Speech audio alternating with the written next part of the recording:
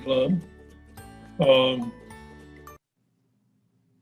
Doesn't look like we have any guests or visiting Rotarians with us today, except for our speaker, and Rick will introduce him in a bit. Are there any concerns that we need? Let's see, is Paul on yet? There's Paul. Are there any concerns we need to have Paul include in our invocation today? Jeff, I believe, is our chaplain for this month. Oh, yeah, Paul was last month. I'm sorry, Jeff. I had that somewhere. We all would prefer Paul to be the chaplain. Steve, I would like to ask for prayer for two families. Okay. One is the family of Walton Garrett. Y'all might remember, he's the founder of Haywood Habitat, and he passed away last Thursday after a pretty long period of declining health. Also, there will be a memorial reception for his family. Sorry about that. Actually, at the gym at Lake Junaluska next Tuesday. And I'm sorry I don't have the time on that, but if anyone wants to know that information, send me an email and I'll get that for you. And then also the family of Louise Sellers. She was sadly one of the folks at that beauty parlor in Canton that got COVID, and she'd been in the hospital about a month, and she passed away yesterday afternoon. So that's the family of Louise Sellers. Her husband is also in the hospital with COVID. Wow. Very sad situation. Definitely. Any other concerns?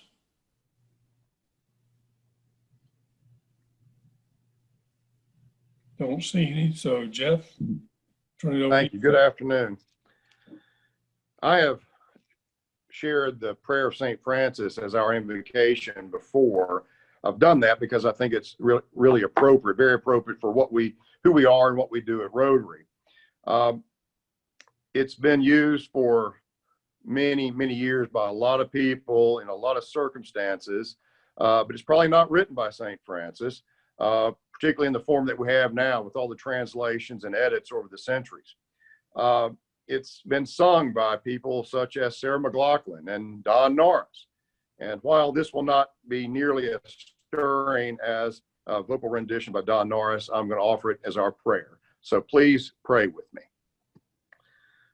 Lord, make me an instrument of your peace. Where there is hatred, let me sow love. Where there is injury, pardon. Where there is doubt, faith. Where there is despair, hope. Where there is darkness, light. And where there is sadness, joy. O divine Master, grant that I may not so much seek to be consoled as to console, to be understood as to understand, to be loved as to love. For it is in giving that we receive, and it is in pardoning that we are pardoned, and it is in dying that we are born to eternal life. Amen.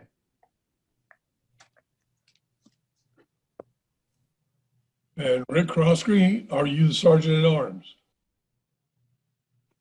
Yes.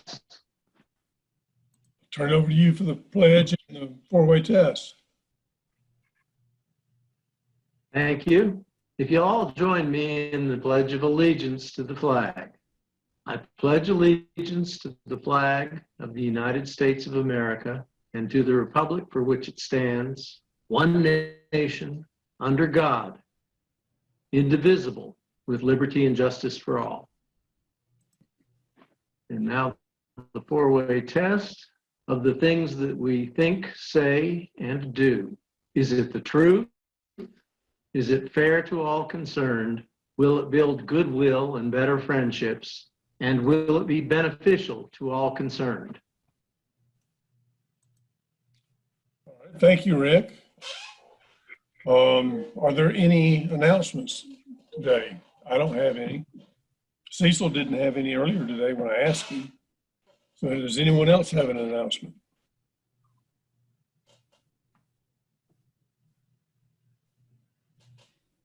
All righty, I don't see any, so I guess we can move on to Happy Dollars.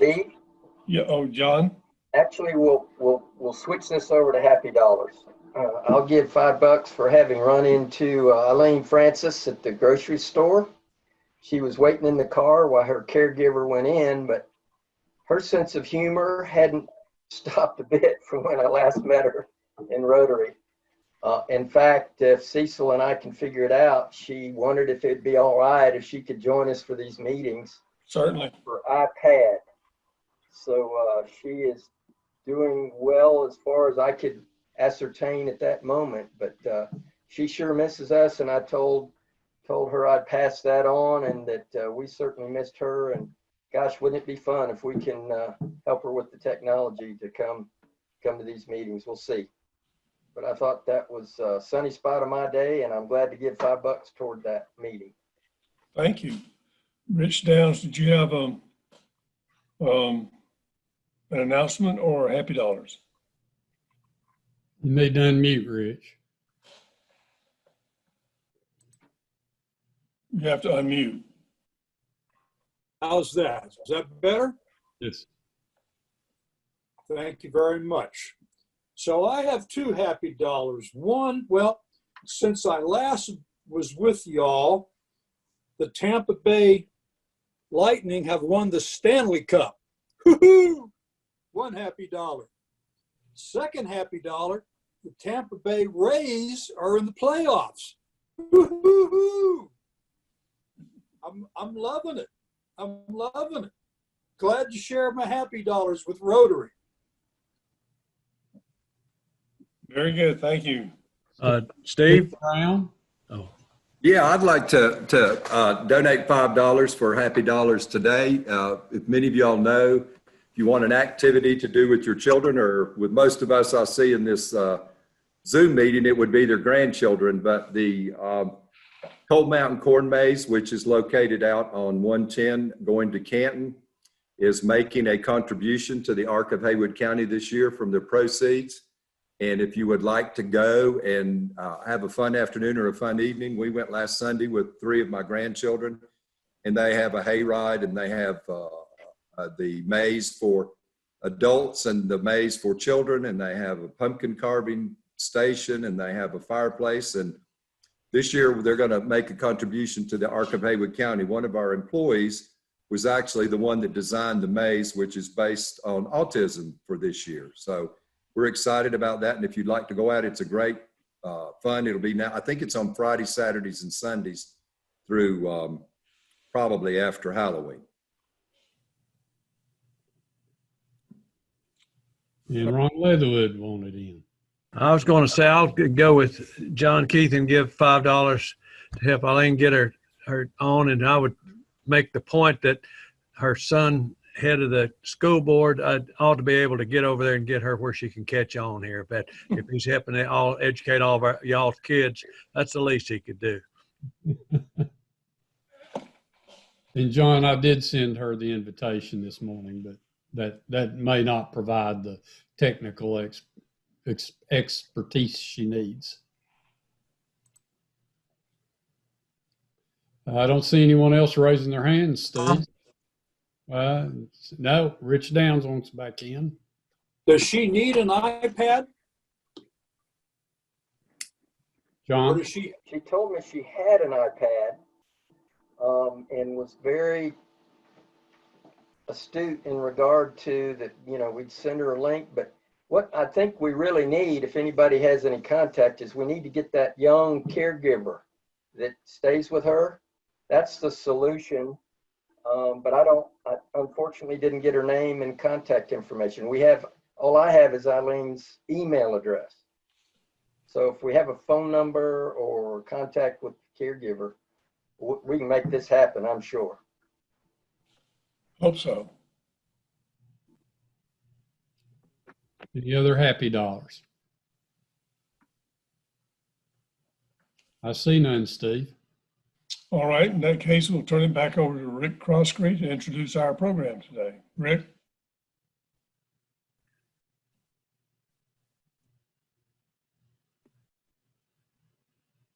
Thank you, Steve. I can't decide whether I'm muted or unmuted, but I think I'm unmuted now. Can you hear me? Yes. Okay.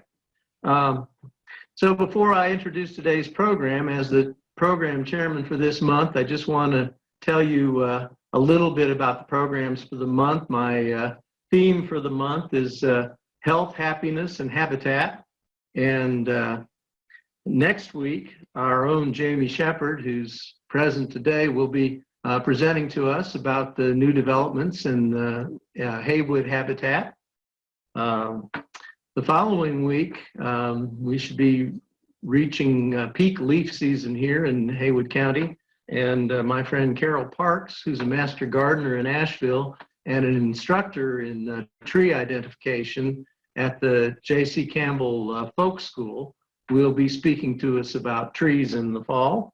And the following week, in honor of Rotary's polio incentives and the fact that World Polio Awareness Day, according to Rotary, is October 24th, we will be having a program from Nick Hall, who is a friend and fellow Rotarian of Rich Downs down in Florida. And Nick has made 3 solo cross-country bike rides to raise awareness for the Polio Plus program. So he's going to tell us about that, and he's a wonderful speaker. The final week, I had scheduled Taylor Barnhill from the Appalachian Barn Alliance, and he's going to be rescheduled into November, so that's to be announced. But today's program, in the vein of health, is Michael McCammon. And Mike is a person that, if either of us acted like adults, I would say I've known all my adult life.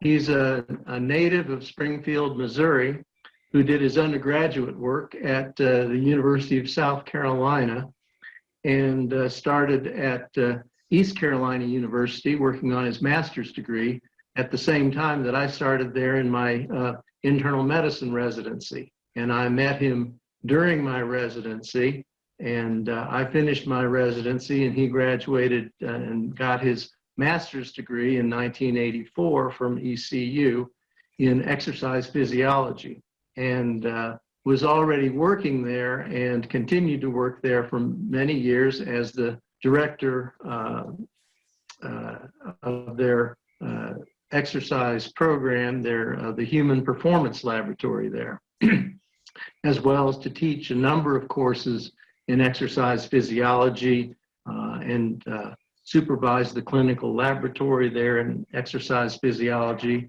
courses in physical conditioning, outdoor life.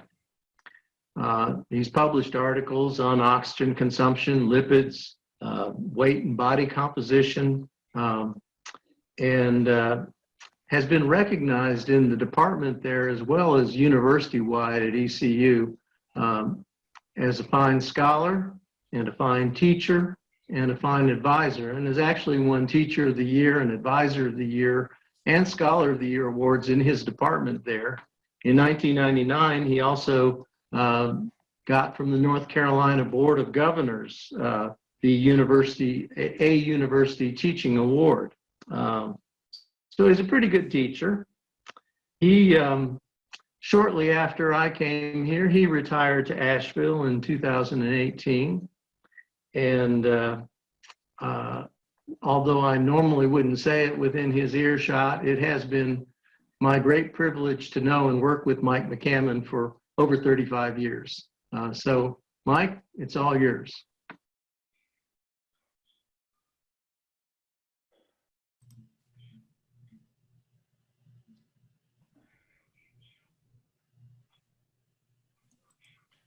Mike, you need to unmute yourself.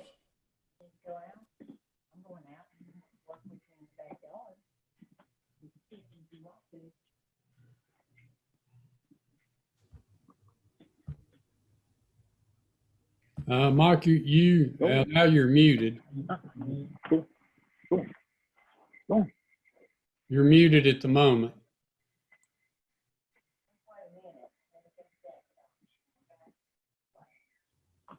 Now, can you hear me? Yes. I'm sorry. And let's see. So I got a screen share here. I'm sorry. I'm somewhat technology challenged. At the Okay. bottom of your screen, you'll see share screen. Yeah. You have the permission. So Okay. Can you all see me now? Hear me? yes. Okay. Well, as I was saying, those are the nicest words Rick has ever said to me. So I'm glad I hear that you record these things. Okay.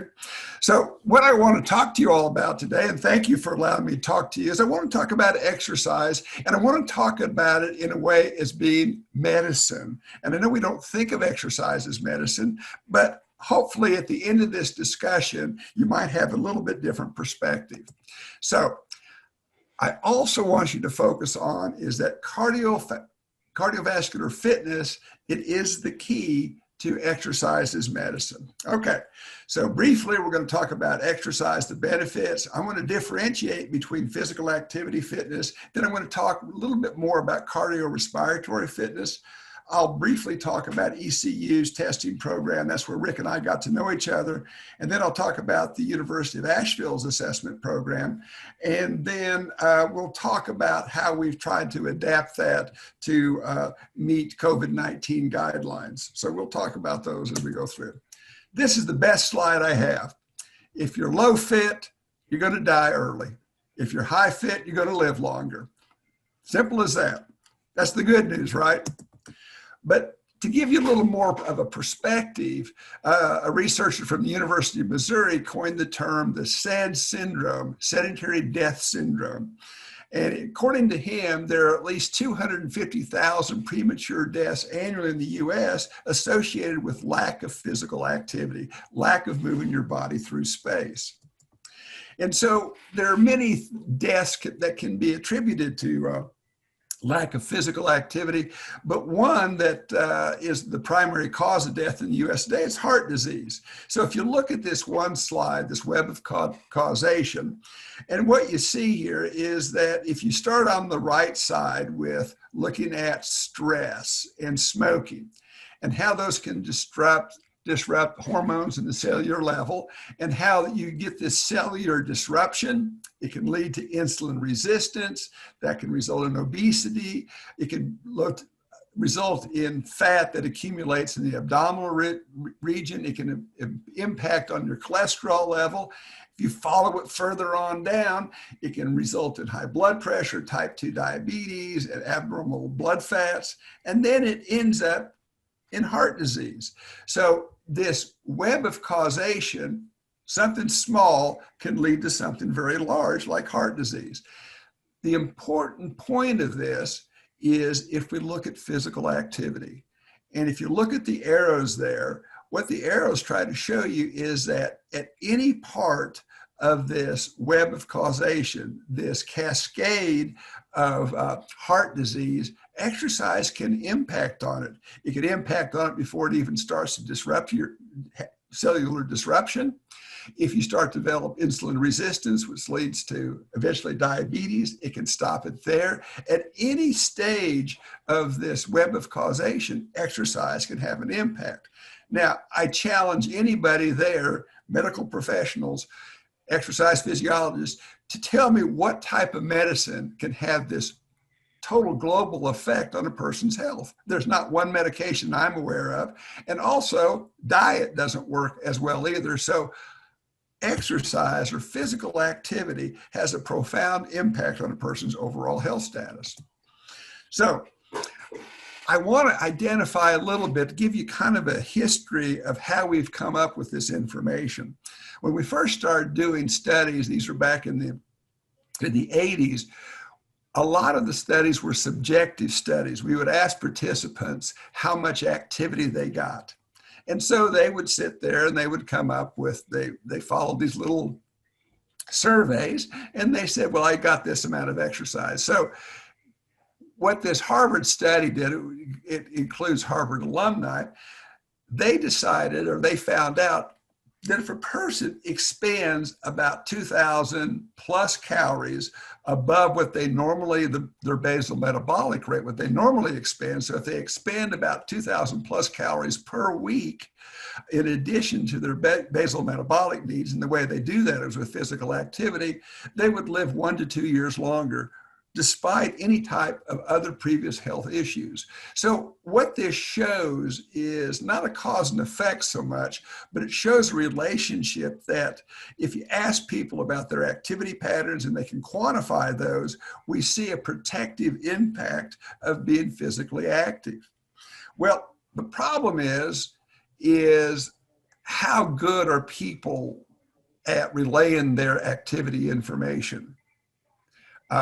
Some people can say, they say, oh, I'm not very active, but then if you evaluate their activity, they're incredibly active, whereas others say I'm active all the time, but if we have another way to objectively evaluate their activity, they're not all that active. So what happened is, this was a lead-in study, and several like it, that resulted in a study that was done in the Cooper Clinic. Some of you may remember the Cooper Clinic. And what they've done is the largest database of looking at people where they have done extensive assessments. And one of their assessments includes a maximal treadmill test to exhaustion. So we're not asking people how much exercise they get. We're asking people, we're evaluating people based on how long they can go on a treadmill. So we're determining their cardiorespiratory fitness level. Now, what's unique about this study, it's an 8-year study, and at baseline, all the participants were free of disease if they were taking medications to lower their cholesterol level, they were excluded. If they were taking certain medications to lower blood pressure, they were excluded. Their EKGs were normal. As far as the researchers could determine, these people were free of disease at the beginning of the study.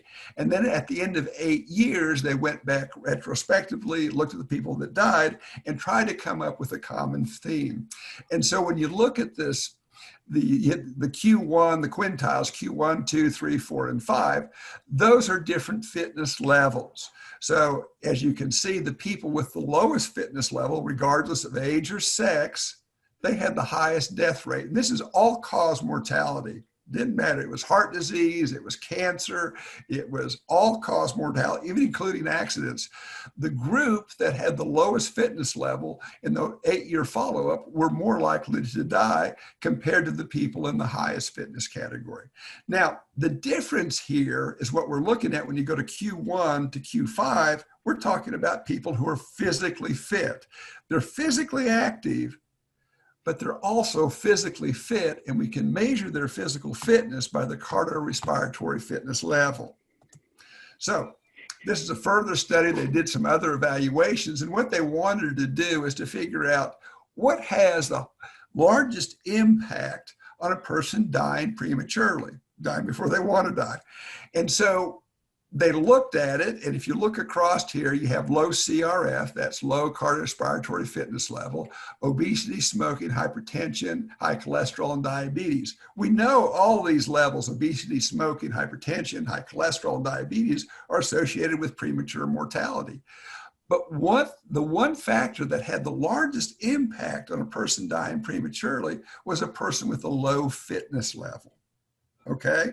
So somebody that just didn't exercise and had difficulty doing physical fitness activities, these people, or what we're looking at, this level has the greatest impact on a person's survivability.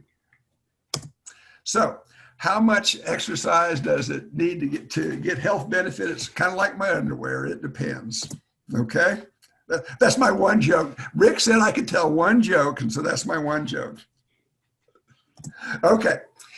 I briefly want to talk about what we call the STRIDE study. We did this at East Carolina. We did it in conjunction with Duke, and it was a great study. It was a randomized control study. And what that means is if you agreed to participate, you agreed to be put into one of 4 fitness categories or intervention categories. One would be you agreed for 6 months to maintain your normal physical activity patterns. The other group was a moderate intensity group. And what that was is you expended 1,500 calories. In all cases, you just walked on a treadmill, and you walked on a treadmill for about 3 hours a week.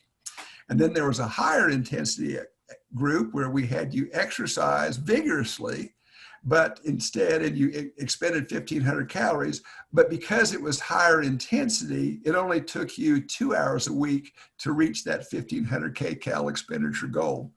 And then the final group was the high intensity 2,200 kcal group. And so they exercised at a higher intensity, so they worked much harder, but they also went about 3 hours a week too. And so we followed these people. There were a total of 260 people, 140 men and 140 women. And we followed them for 6 months. They had to participate 6 months. And then after the end of the 6 months, we looked at different changes as a result of the exercise intervention. Now, during this study, we didn't want people to gain or lose, well, basically we didn't want them to lose weight. And so we did repeated dietary analysis. And if a person lost more than 5% of their body weight, they were excluded from the study. What that meant was we're trying to minimize or eliminate the weight loss effect on some of these variables that we were studying. So briefly, these are just a few of the things we studied, but we looked at body weight, minimal waste, LDL particle size, insulin sensitivity, and metabolic syndrome risk. And I'll explain those. But for you all, if you go exercise, if you think, well, I'm going to start an exercise program to lose weight. Many people say that, well, I need to lose weight, so I'm going to start exercising. So the question is, how much weight do you expect a person to lose in 6 months with exercise? What do you think? A lot? A little? Well, look at these data. So if you look at the control group, in 6 months, they gained about 3 pounds. The two groups that expended about 1,500 calories a week, they lost about 2.5 to 3 pounds. The group that did the high dose exercise, expended 2,200 calories a week with exercise at a higher intensity, they lost about 7 pounds. So what I conclude from this is exercise does help, but it's not a method that promotes great amounts of weight loss. It's a method that helps people from gaining weight, but if you really want to lose weight, you need to do exercise and you need to do dietary intervention. But the good news is that regardless of the activity, there was weight loss across the exercise groups. Now, that weight loss in the exercise with the subsequent fitness improvements, what did it result in? So if we look at minimal waste, does anybody go to the doctor? Does the doctor take your waist measurement? They don't? Well, they should. You should take your own. And so we know that a waist, as we get older, where do we put on weight? Typically in the tummy. And so we know that weight gain in the abdominal region has negative health consequences. And so what we wanted to do is we wanted to look at what does exercise do with mitigating this increase in abdominal fat. So the control group, their abdominal fat levels increased. And the exercise groups, they all lost abdominal fat. And that abdominal fat is associated with negative health consequences. Now, I'm sure a lot of you have heard about LDLs, and some of you might be on statin drugs. These are drugs that lower LDL cholesterol. Well, we know that your body produces LDL cholesterol, but there's certain types of LDL cholesterol that seem to be more related to heart disease than the other. And what we know is that small, dense LDLs seem to promote this process that we call atherosclerosis, or hardening of the arteries. And so the control group, what do we see? We see that their LDL particles were getting smaller. Contrast that to the exercise groups, and we see a stair-step increase, that the LDL particles in the exercising groups became larger, less dense, and then that is associated with a reduced risk of perhaps developing atherosclerosis. Now, diabetes. Diabetes is a particularly type 2 diabetes, which used to be called adult onset diabetes. It is a terrible disease. Rick can tell you that he had a large diabetic practice, and he knows what happens with people who just can't control their blood sugar levels and the negative health consequences. Diabetes, if we talk about adults, it starts with a common beginning element is what we call insulin resistance. What that means is the insulin produced by the pancreas has lost some of its ability to adequately take the glucose out of the bloodstream over to the muscles. And so if you're insulin resistant, that means you're starting to, you're on a path to develop diabetes.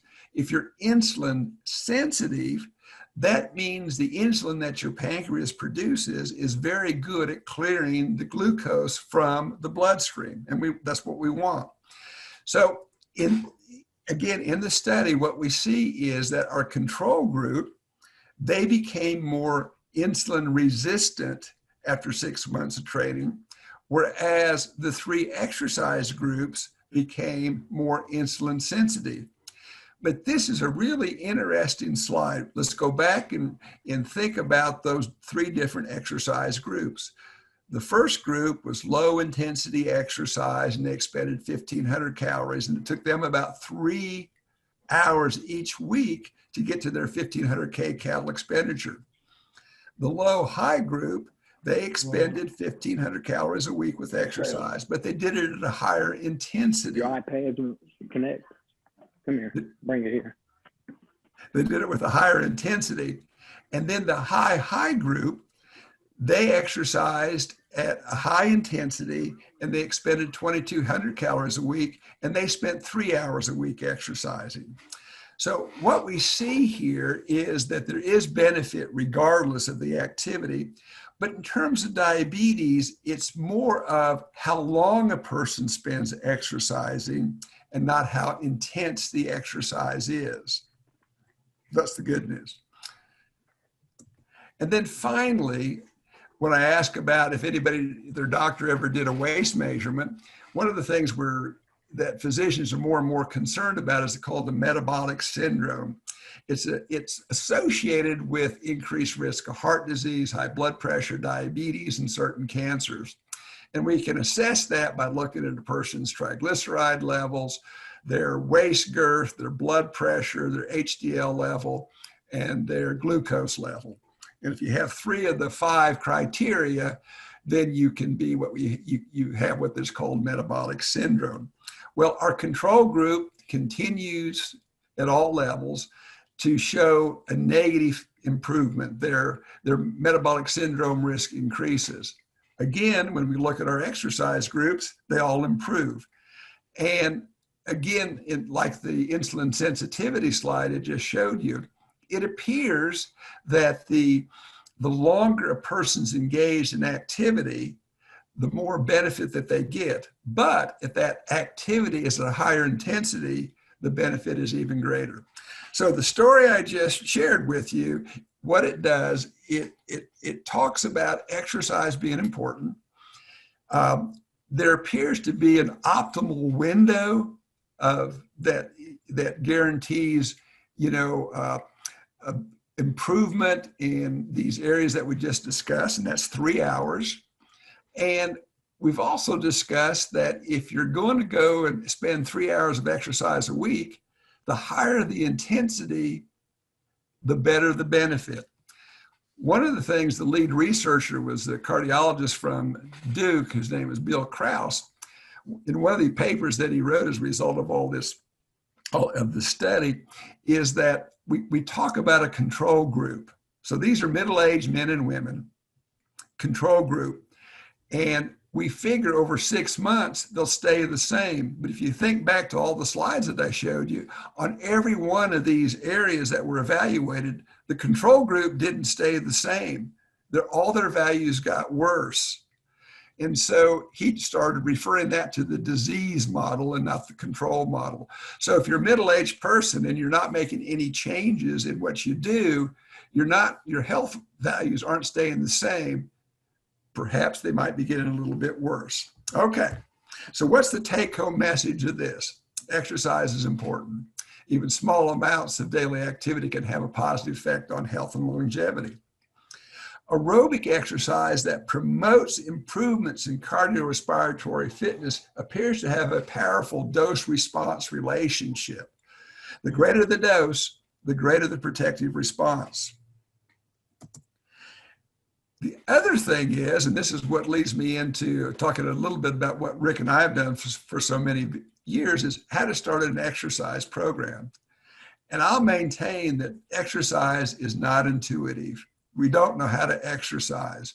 And many people who were athletes in high school and college, these are the ones that need the most help with how to exercise, particularly if they haven't been active for 20 or 30 years. So Rick and I, back in 1982, we were part of starting what we call the East Carolina's Cardiovascular Disease Risk Factor Identification Reduction Program. My primary mentor, Richard Israel, he's the one that started it. Rick started providing our physician coverage. He would work long days as a resident, and he'd come and work long days and into the nights with us doing assessments, because we did maximal treadmill testing and we needed to have a physician present in case something happened to the participant. But the purpose was to provide low-cost heart disease risk assessment. Also, students did the majority of the work in the assessment program. We generated just tons of research from all the testing that we did. It was a community education and service for the program, for the community. And the goal was promote exercise as a method for health enhancement. So, started in 82, we tested over 15,000 people. All participants got a complete blood work analysis, a resting exercise EKG, cardiopulmonary examination. Most of them were done by Rick Crosscarry. We did pulmonary function testing. We did body composition assessment, strength and flexibility, medical screening. Then we gave him a symptom-limited maximal treadmill test. Now, Rick would evaluate the exercise EKG, but what we got from the treadmill test was great information. We got maximal heart rate. We got how their blood pressure responded to exercise. And then we were able to establish their cardiorespiratory fitness level. We did resting exercise blood pressures. We provided exercise prescription. And then we gave individual heart disease and exercise risk consultation and exercise consultation. And the program at the end was about $400 per person. And if we would kind of a la carte that out, it would cost quite a bit more if you went to your physician to have all these tests done. And so we had a long history of working together, doing these assessments. Rick was, we could not have been as effective as we had been if it weren't for Rick, because he became very committed to the program. And so over the years, we just became this center at ECU for understanding exercise and trying to help promote exercise. Well, Rick and I, we both retired in the same area, and we needed something to do. So we went and approached UNCA to see if they would have any interest in doing a similar assessment program. And they were all into it. We purchased a treadmill. They gave us an area to do the testing. We were all ready to start. And then what happened? COVID hit. So then we had to reevaluate. We know this is a good thing to do. We live in an area that is just, there's so many opportunities to go out and be physically active. And so our goal is, in order to try to hopefully keep doing something like this, we needed to come up with a new plan. And so what we're working on right now is UNCA's virtual cardiovascular assessment program. We can continue to do medical history. We can send people over to LabCorp to get blood work. We can do online physical activity questionnaires. We can do aerobic capacity assessment. I'll talk a little more about that in a minute. We can do strength and flexibility testing. We can do blood pressure. We can review fitness and medical information. We can provide exercise prescription. We can do online counseling and with our faculty and with students involved in the testing program. Our overall goal is to provide online screening services to promote positive health benefits through exercise. Now, when is the program going to roll out? Well, we don't know. We're still working on it right now. Rick and I are working with the UNCA student, and she's helping us try to put all this information together. The big thing is we're trying to figure out how we can do aerobic capacity assessment, do the determine your cardiorespiratory fitness. We're sensitive to the fact that we want people to come in and be safe when we do the assessments. We're working on trying to figure out how we can do a lot of these assessments. We think we can get participants come in and be in a certain area where we can tell them how to do their strength and flexibility testing. We can monitor that via computer. We can do blood pressure assessments by getting automatic cuffs. But in terms of doing aerobic capacity, there are several ways we can do it. We can do it outside on the UNCA track, or we're looking at ways to do it inside with, again, the idea of being able to make it as safe as possible for the students and the staff and the participants. But we think it's something that the community will benefit from. And it's also excellent training for students, because for students to be able to learn how to do virtual assessment and be able to impact in a positive way on helping a person go from being inactive to more physically active, we think there's a we think there's a niche for this, and we're excited about the possibility of putting something like this together. And our goal is to work with other universities. We have good relationships with UNC Wilmington, App State, and ECU.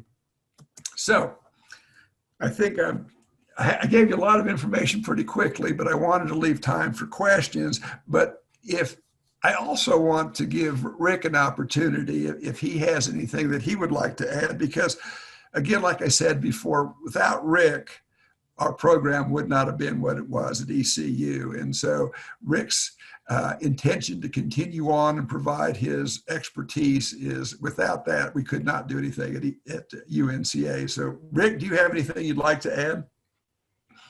Mike, if you could quit sharing your screen, that would be helpful. Okay, switch. Okay, I can do that. How's that? That's good. Okay, great. Thank you. Rick?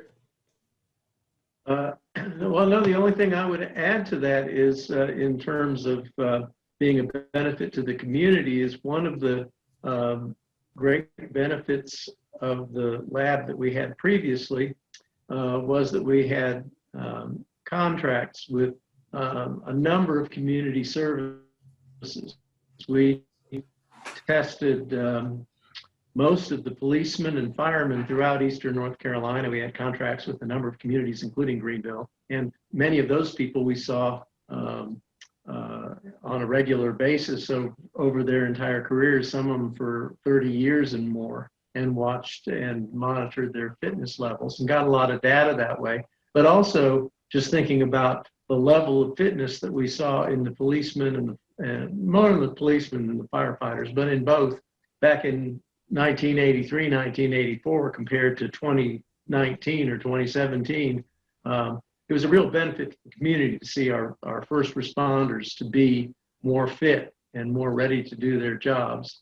We also had contracts with several employers, Weyerhaeuser, for instance, and some big employers. We even tested some of their executives from all over the world. So there's a program that certainly benefits individuals, but there's also a great community benefit. And I'm hoping that at some point we can start working towards that sort of thing in Western North Carolina as well.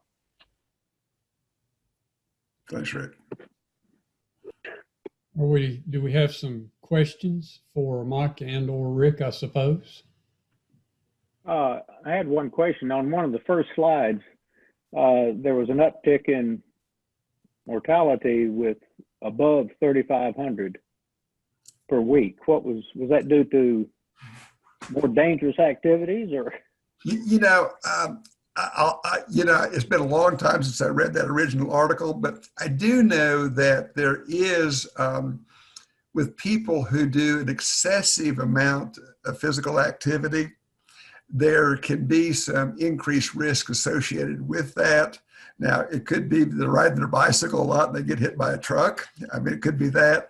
But there is some speculation that, like these ultra marathoners, there is some heart remodeling that increases their risk of dying suddenly. So I can't adequately explain that.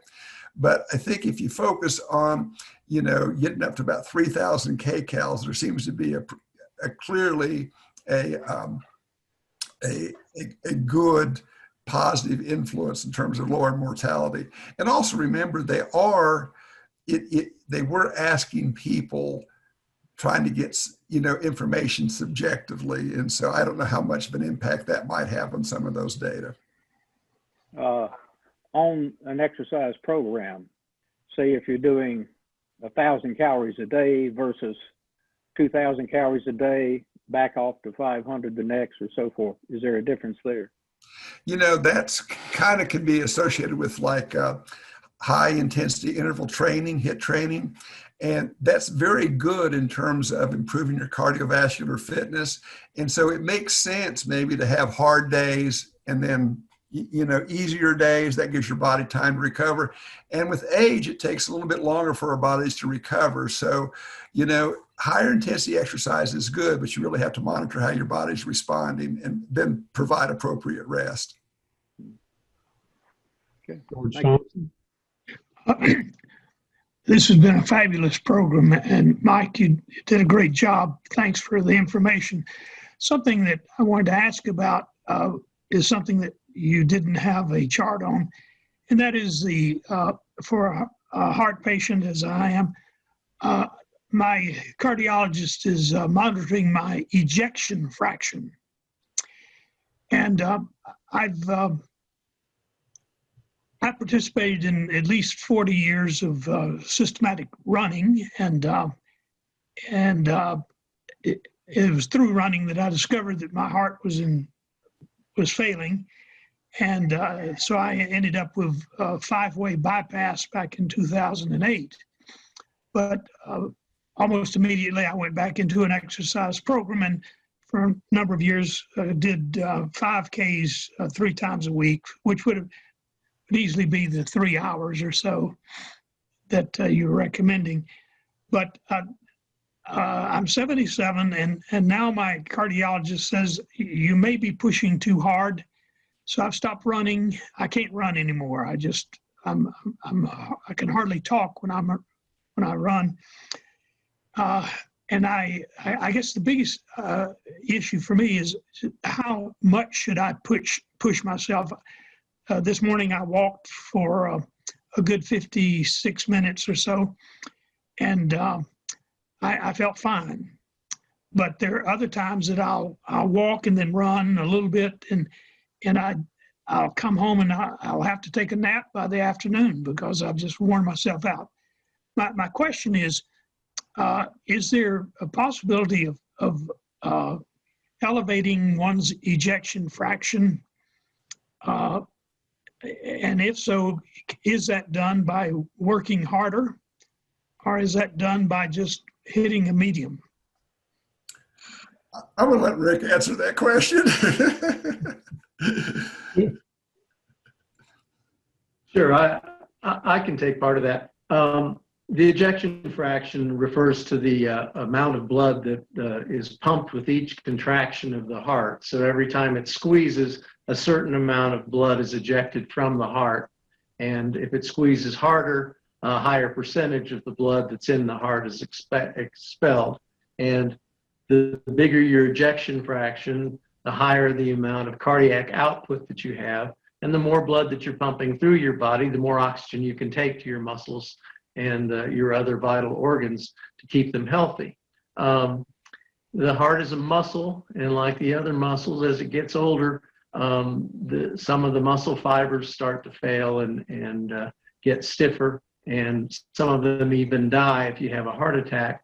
So there is some limit on the ejection fraction. It's going to tend to get a little bit lower as you get older, no matter what you do. You've just been around that many years of cosmic rays. But as I said, the heart is a muscle, and if you work it just like any other muscle, it gets bigger and it gets stronger and it is able to do more. So to a certain extent, exercising and running it improves your ejection fraction.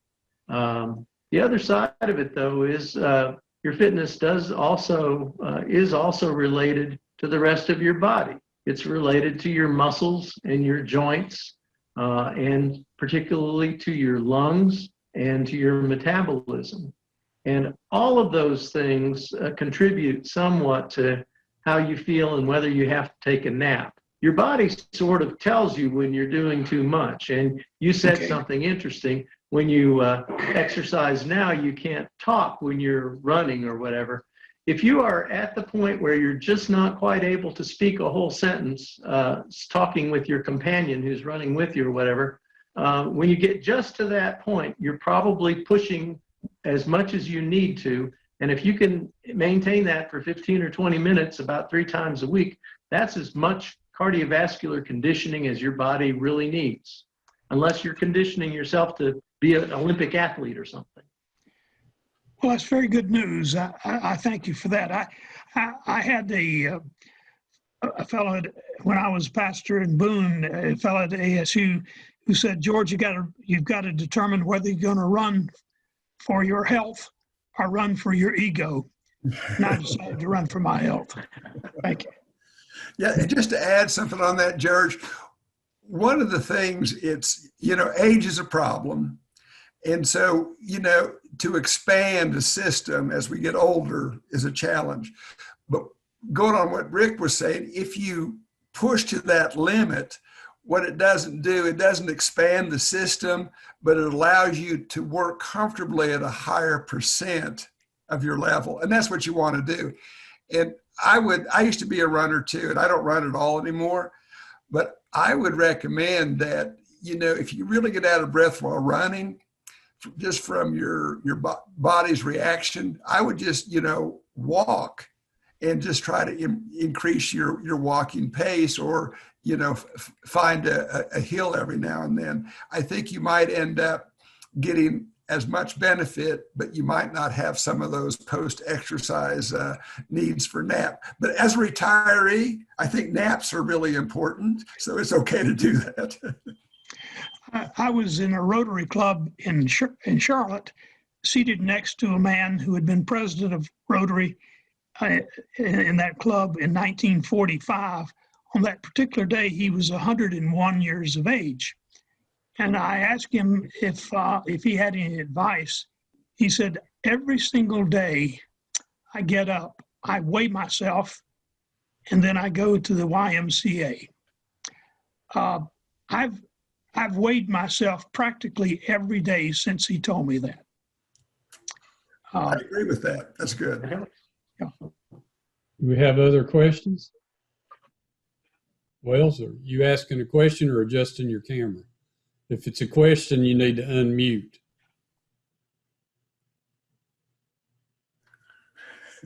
He's trying. You're still muted.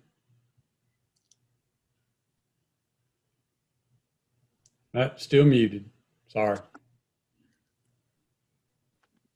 Well, while Wells works out his technical issue there, let me jump in. I've got 2 questions, Mike.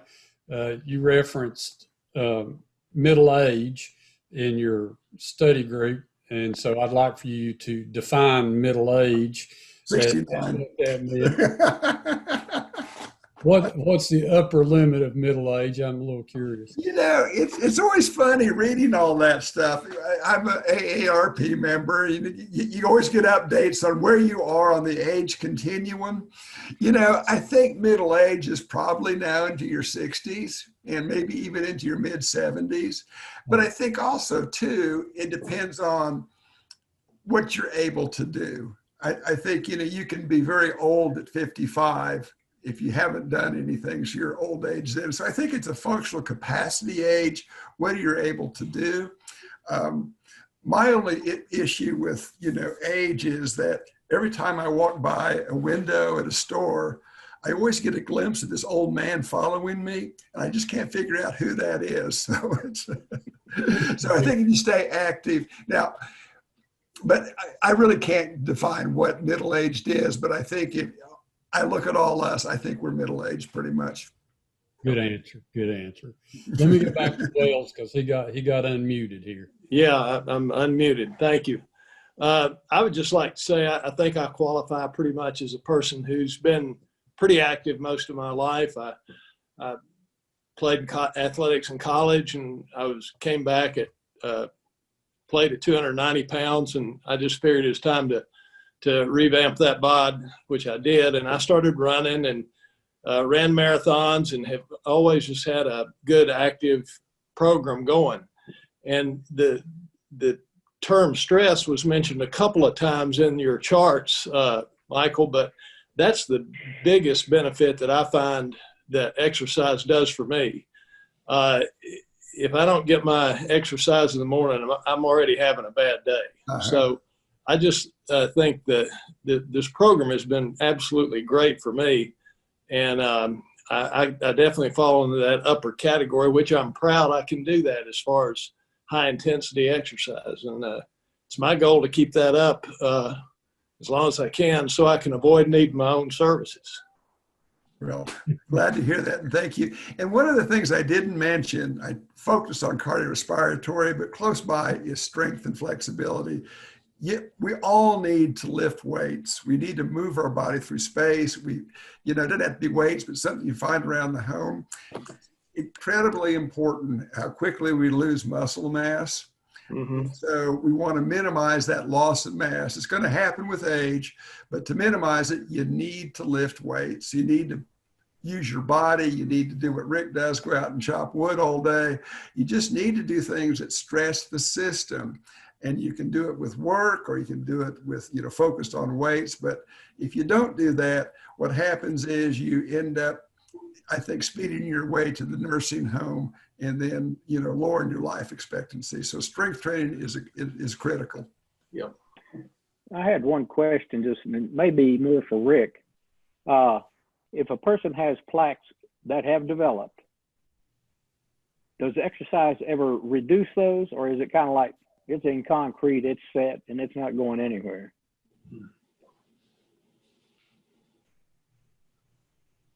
You're muted again, Rick. You're muted, Rick. All right.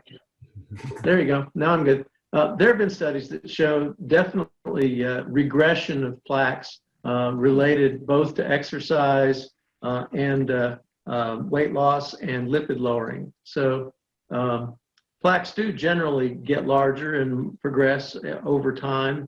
That's just part of the aging process. Atherosclerosis really starts in many people in their 20s and continually slowly gets worse. But it certainly can go the opposite direction if you change your evil ways.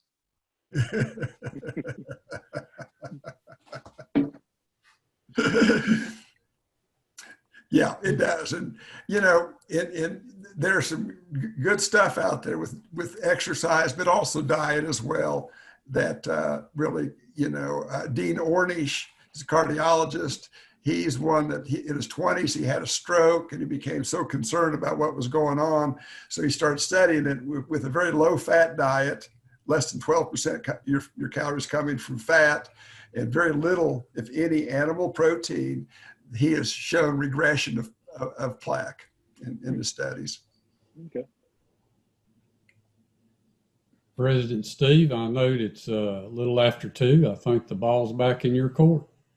All right. Thank you very much. And thank you, Mike. It was a very good presentation. Thank you. I don't know if any of us can keep up with Wells as far as his exercise activities, but going back to Cecil's question about middle age, I was at a family reunion one time when I was 35, and one of my uncles came over to me and said, "Oh, Steve, looks like you've got the middle age spread." So I looked back at him and said, "I'm middle-aged. I'm 35. That really kicked him in the gut because he's older than I was. He's at least 15 years older. So I guess that put him in old age. Or anyway. Is there anything else for the good of Rotary today? And just as information, I've lost about 30 pounds this year, so I'm whittling down my Congratulations. middle mesentery, whatever. If there's nothing else for the good of Rotary, let's call it quits and see you next week. Thank you so much. I appreciate it. Thank you, Mike. Goodbye from Hilton Head, everybody. The swamp behind you. I'm gonna go out swim an alligator to get in my exercise.